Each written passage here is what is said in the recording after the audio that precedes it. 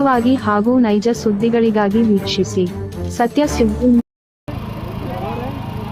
ಆತ್ಮೀಯ ಎಲ್ಲ ದಾವಣಗೆರೆ ದಕ್ಷಿಣ ವಿಧಾನಸಭಾ ಕ್ಷೇತ್ರದ ಮತದಾರ ಬಂಧುಗಳೇ, ನಾನು ಹೆಚ್ಚು ಮಾತಾಡಲ್ಲ.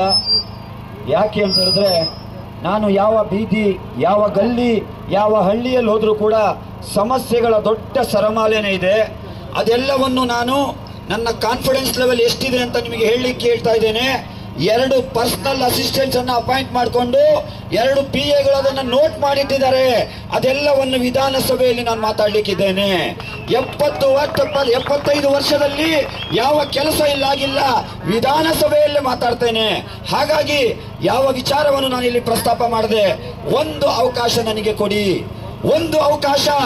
ನನ್ನ ಹತ್ರ ಹೆಲಿಕಾಪ್ಟರ್ ಇಲ್ಲ, ನನ್ನ ಹತ್ರ ಕೋಟಿಗಟ್ಟಲೆ ಕಂಪು ಹಣ ಇಲ್ಲ, ನನ್ನ ಹತ್ರ ದಾವಣಗೆರೆ ದಕ್ಷಿಣ ವಿಧಾನಸಭಾ ಕ್ಷೇತ್ರದ ಜನರ ನೋವಿಗೆ ಸ್ಪಂದಿಸುವ ಹೃದಯ ಇದೆ, ಆ ನೋವಿಗೆ ಸ್ಪಂದಿಸುವಂತ ಮನಸ್ಸಿದೆ. ನಾನೊಬ್ಬ ಬಡವನ ಮನೆಯಿಂದ ಬಂದು ಬಡವರ ಸಮಸ್ಯೆ ಏನು ಅದನ್ನು ಅರ್ಥಿದ್ದೇನೆ. ಒಂದು ಅವಕಾಶ, ನನ್ನ ಚುನಾವಣಾ ಗುರುತಾದ ಪ್ರೆಷರ್ ಕುಕ್ಕರ್ ಗುರುತಿಗೆ ಸೀರಿಯಲ್ ನಂಬರ್ 4ಕ್ಕೆ ನೀವು ಕೊಟ್ರೆ ಖಂಡಿತ ನಿಮ್ಮ ಋಣವನ್ನ ನಾನು ತೀರಿಸ್ತೇನೆ.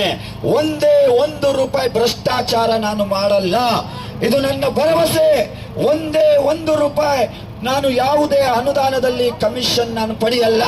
ಹಾಗಾಗಿ ಒಂದು ಅವಕಾಶವನ್ನು ಕೊಡಿ. ಕೊನೆಯದಾಗಿ ಒಂದು ಮಾತನ್ನು ಹೇಳಿ ನನ್ನ ಮಾತಿಗೆ ವಿರಾಮ ಹಾಕ್ತೇನೆ.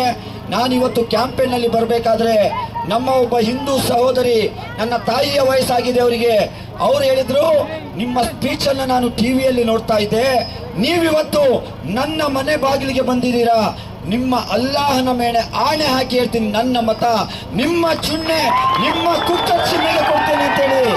ಇದು ಏನು? ಇದು ದುಡ್ಡು ಕೊಟ್ಟು ಖರೀದಿ ಮಾಡಿದಂತ ಪ್ರೀತಿ ಅಲ್ಲ.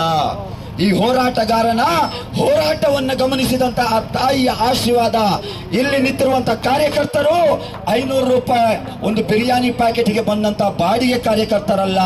ಅವರ ಜೇಬಿನಿಂದ ದುಡ್ಡು ಹಾಕಿ ನನಗೆ ಇಷ್ಟು ಪ್ರೀತಿಯನ್ನು ಇವರು ಕೊಡ್ತಾ ಇದ್ದಾರೆ ಅಂತ ಹೇಳಿದ್ರೆ ಅವರ ಋಣವನ್ನು ನಾನು ಖಂಡಿತ ತೀರಿಸ್ತೇನೆ ಎಂಬಂತ ಮಾತನ್ನು ಹೇಳ್ತಾ ಅವಕಾಶಕ್ಕಾಗಿ ಧನ್ಯವಾದ ಅರ್ಪಿಸ್ತೇನೆ. ಮುಂದಿನ ಮಾತು ವಿಧಾನಸಭೆಯಲ್ಲಿ ಮಾತಾಡ್ತೇನೆ. ಧನ್ಯವಾದಗಳು. ಜೈ ಭೀಮ್, ಜೈ ಸಂವಿಧಾನ.